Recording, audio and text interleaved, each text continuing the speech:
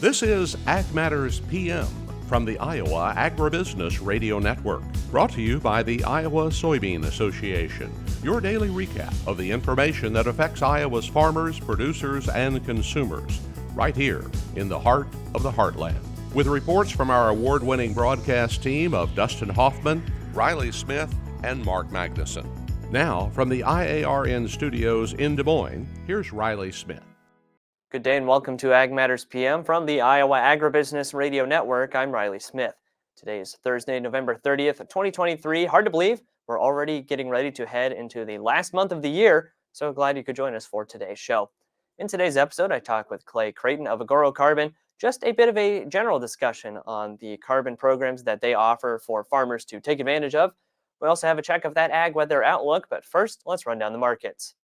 It's time now for the Ag Matters PM Closing Market Summary, your source for market analysis and settlement prices from the day's trade in Chicago, courtesy of the folks at agmarket.net. At the end of another trading day in the ag marketplace, we're here with Kaden Sweeney of agmarket.net. Kaden, what do we see going on in the grain markets today? Yeah, Riley, we finally got a little bit of excitement in the corn market today. Had good export sales come out this morning and also good trend line support we've been talking about here for most of this week. Finally kicked in today. Corn market going to close up 7 cents or so that's positive. On the bean side, they had good export sales as well, but just continued wet forecast for South America, not really letting the bean market rally too much. Bean's going to close down 4 cents or so today. And then that weather down in South America probably helping corn a little bit too, because we actually have that price advantage compared to Brazil right now, because they have a little bit of rain in their forecast, but they need more than a little bit of rain to be able to plant down there. Yeah, you're exactly right. Like I said, those export sales this morning were the highest of the current marketing year, probably multiple marketing years, close to 2 million metric tons. So like you said, we're cheaper than Brazil right now. Hopefully that continues to bring export business to us because we certainly need it. Our export program this far in the marketing year has been mostly Mexico had a lot of corn going down there. They've been kind of front loading their purchases. China's been lacking a bit. So we really want to see purchases pick up to China. If we have much of a hope to really boost this corn price going forward. And then with the export sales, looking pretty decent right now, and kind of the export picture in general looking pretty all right. We don't really expect to see too many changes from that December WASDE coming up here pretty soon. And of course, this is one of those reports. It's usually a nothing report anyways, but as we've seen recently, sometimes the USDA isn't really on the same page as what we see on the ground. Yeah, you're right. That December report usually pretty quiet. I've been telling people really, we've got a lull here and new fundamental data. We're probably not going to see much from the November WASDE a couple weeks ago until the January report come out around the 12th or so. So, yeah, like you said, we're kind of in a spot here where we got to wait and see what USDA wants to do export wise. As compared to last year, for corn exports, they're 400 million bushels higher expected exports this year than last year. So, you got to hope that comes to fruition. We're on pace for it right now. Just got to finish strong. If we would happen to revert back to last year's export numbers, all of a sudden our carryout continues to grow from what's already grown quite a bit from last year. And then looking at the other side of the marketplace in the livestock complex, what do we see going on there today? Yeah, after a couple good strong days of cattle market, giving back some of it today. Fat cattle down $1.70, feeders down $2.25 on the Jan. One of those deals where we rallied up to the 10-day moving average, and that 10-day moving average has just been the ceiling for the cattle market ever since we broke, about a month ago. Yeah, I guess I kind of have a feeling we're starting to maybe carve out a bottom here. I'm hoping, certainly don't want to step in front of a freight train, but in order for that to happen, we do have to clear that 10-day moving average. That's our first obstacle, getting through that. Continue hopefully to see some more strength after that. But like I said, had a good 2-day run here this week, giving back some of it today. And then, of course, it's been a wild kind of price range recently because we've had days in the past couple of weeks where we've been limit up, and then we can look at Monday, Tuesday, we're looking at limit down moves. I mean, it's really, or I believe I had that backwards, but it's still, we've seen pretty wild changes. So just kind of on the marketing side of it, and specifically from a producer standpoint, what would you kind of recommend for advice on, how to maybe hedge against that a little bit and make sure that you don't, lose too much to any volatility in the marketplace?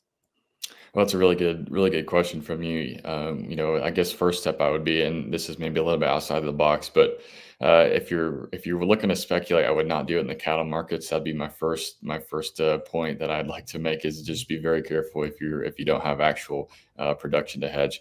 From the hedging side, like you said, it's important to maintain and manage risk. Right now, the safer option probably is going to be coming from options. Puts they're going to be expensive right now with the volatility, like you mentioned, but at least you have a little bit of give there. And as far as, you're not going to get crushed on margin wise if you're simply buying a puts or put spread. Even futures, obviously you can dabble with, but again, you just got to be pretty careful if you don't have to be careful to not, is the point I'm trying to make. Kaden Sweeney of agmarket.net, our guest today. For those of our listeners and viewers who'd like to get in touch and learn more from the folks at agmarket.net, how can they do that? Yeah, just go to our website, agmarket.net, and you can reach myself or anyone from our team from there. We kind of get started on getting our post-harvest marketing plan put together, kind of see what we want to do corn-wise, soybean-wise, cattle-wise as well. Thanks for taking the time to visit with us, Kaden. Always great to get that analysis from you. Stay warm, and we hope to speak with you again soon. Yeah, I appreciate it, Riley. Thanks a bunch. That again was Kaden Sweeney of agmarket.net. We'll take a look at how those numbers close for the end of the day. December corn up 12 even at 461 3/4. January soybeans down 4 1/4 at 1342 3/4. December soybean meal down 210 at 442.20. Soybean oil down 39 cents at 52.29. Chicago wheat up 14 1/4 at 570 1/4. Kansas City hard red wheat up 3 1/4 at 643 1/4. Minneapolis spring wheat up 5 3/4 at 702 1/2. December oats up 14 1/4 at 374 even. On the Merc, December live cattle down 102 at 170.87. January feeders down 225 at 219.95. December lean hogs down 20 cents at 68.77. Pork cutout up 12 at 80.75. And Class 3 milk up a penny at 16.12. And that's been a check of the markets here on Ag Matters PM. We're going to go ahead and take a quick break to hear from our sponsor, the Iowa Soybean Association and the Soy Checkoff. When we come back, I talk with Craighton of Agoro Carbon. This is Ag Matters PM. Iowa Soybean Association is driven to deliver for Iowa's 40,000 soybean farmers. We're proud to provide objective agronomic research, a helping hand with soil and water stewardship, and timely industry news powered by the Soybean Checkoff. Learn more at iasoybeans.com. Welcome back to Ag Matters PM on the Iowa Agribusiness Radio Network. I'm Riley Smith. Had the chance to talk with Agoro Carbon at this year's Trade Talk session at the National Association of Farm Broadcasters Convention in Kansas City. Of course, always have great conversations on the carbon market offerings from Agoro Carbon. And one of the things they really kind of focus on, and I talked about this with Craighton, one of the things they really focus on is kind of being able to bring in those farmers who have been doing these practices for a while and want to start making some extra revenue from it. All right, we are here at the National Association of Farm Broadcasters Convention in Kansas City, Missouri, talking with Clay Craighton of Agoro Carbon. He's Strategic Accounts Manager. First off, Clay, let's just talk again a little bit of a brief overview of your guys' carbon market program and how that benefits the farmers. Yeah, our program, obviously I know I work here, but I do think it's a key differentiator in the market that we deal with ranchers and farmers both. So we can do items on row crop land, obviously, tillable acres, but also range and pasture. And I think that's a huge differentiator that growers around the nation can do both if they need to. They don't have to pick one or the other. So our program on the row crop side of things, common practices are reduced till, no till, cover crops, we're adjusting that mixture, nitrogen rate reduction, which is mostly around synthetic nitrogen. And on the pasture side of things, it would be grazing management, so more rotational grazing, rest period, things of that nature.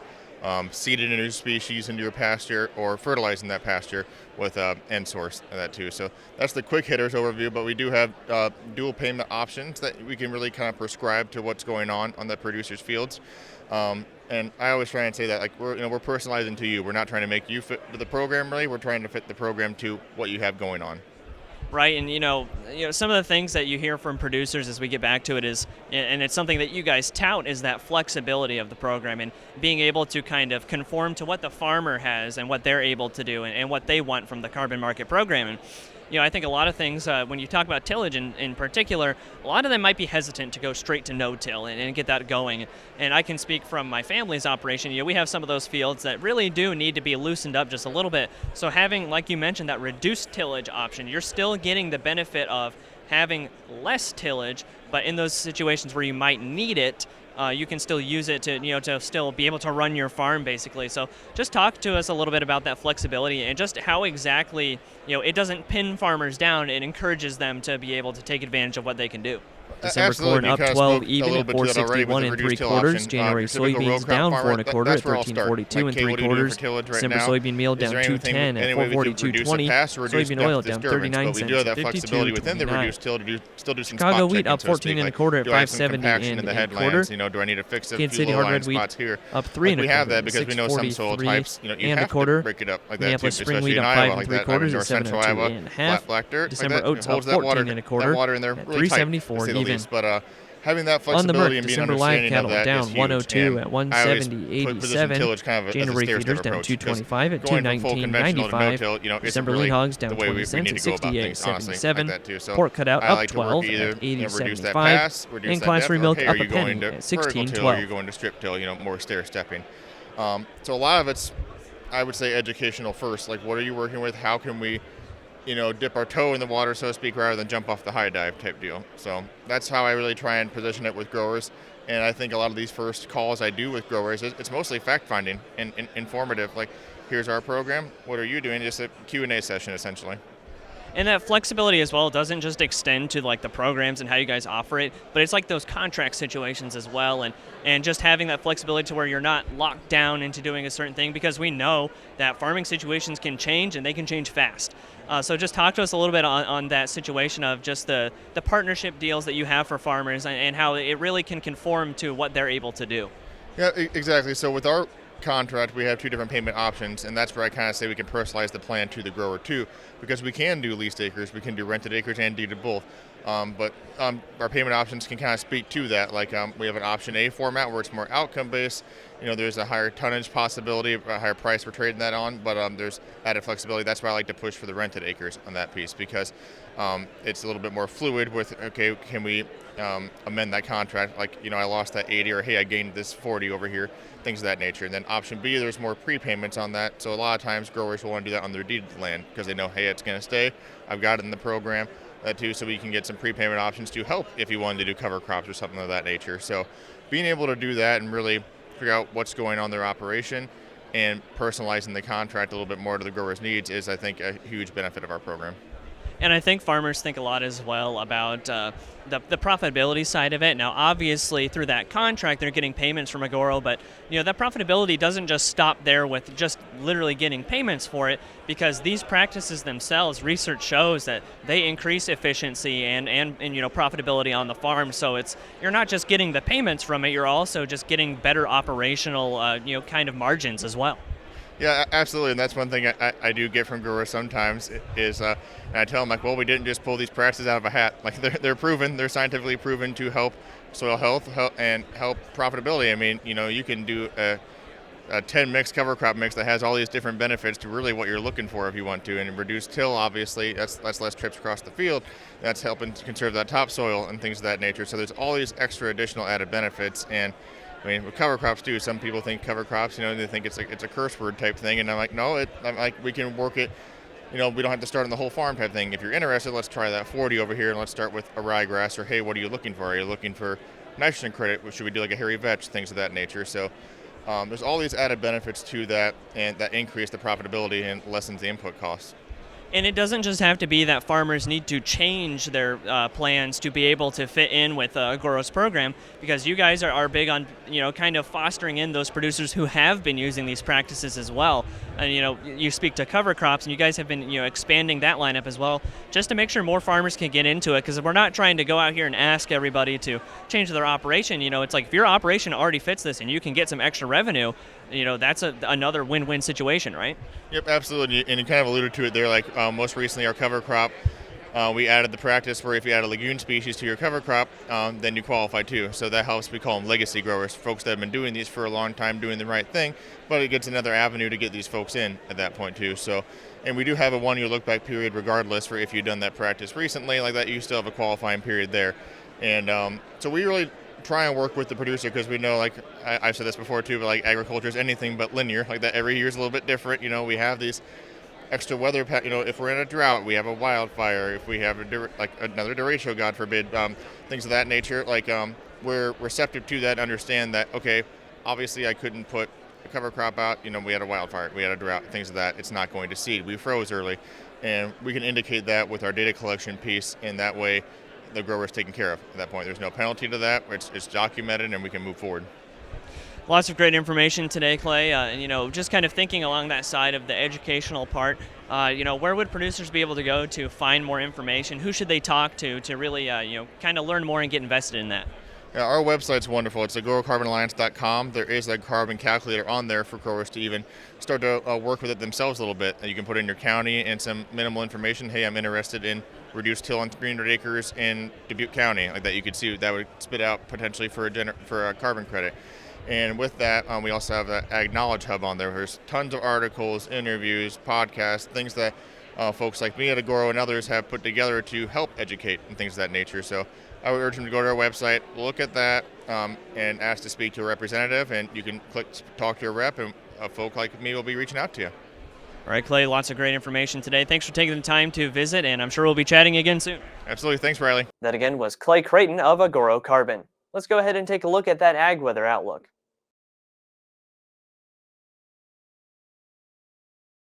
Well, the weather has been kind of getting slowly warmer, but at this point, it does look like it's going to cool off a little bit heading into the weekend, which if you're going hunting, I talk about this a lot at this time of year, but we were kind of hoping for maybe a little bit of a warmer hunting season for that first season shotgun at least, but it's not going to be too terribly cold. There's definitely been some colder weekends for that hunting, and in general, what's hunting season without a little bit of cold weather? So let's see what the National Weather Service has in store for the next 24 hours.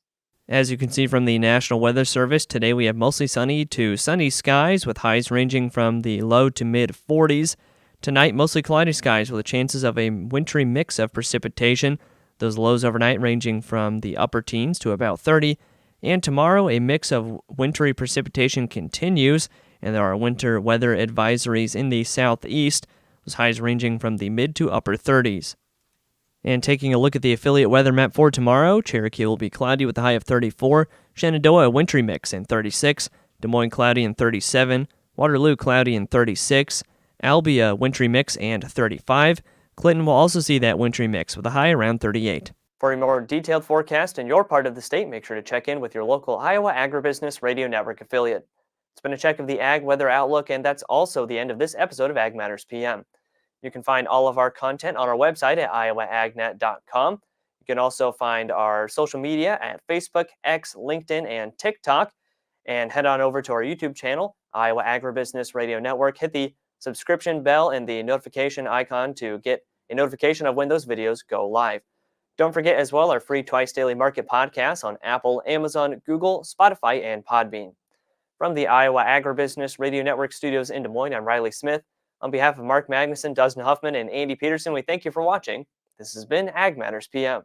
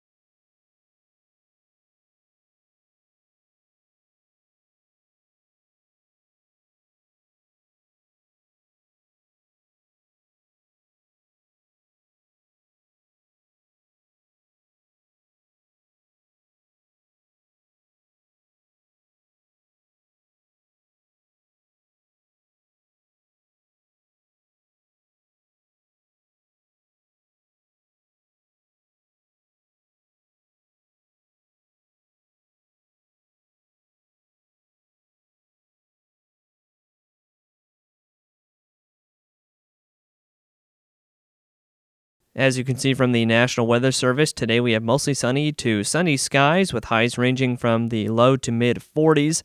Tonight, mostly cloudy skies with chances of a wintry mix of precipitation. Those lows overnight ranging from the upper teens to about 30. And tomorrow, a mix of wintry precipitation continues, and there are winter weather advisories in the southeast, those highs ranging from the mid to upper 30s. And taking a look at the affiliate weather map for tomorrow, Cherokee will be cloudy with a high of 34, Shenandoah a wintry mix and 36, Des Moines cloudy and 37, Waterloo cloudy and 36, Albia wintry mix and 35. Clinton will also see that wintry mix.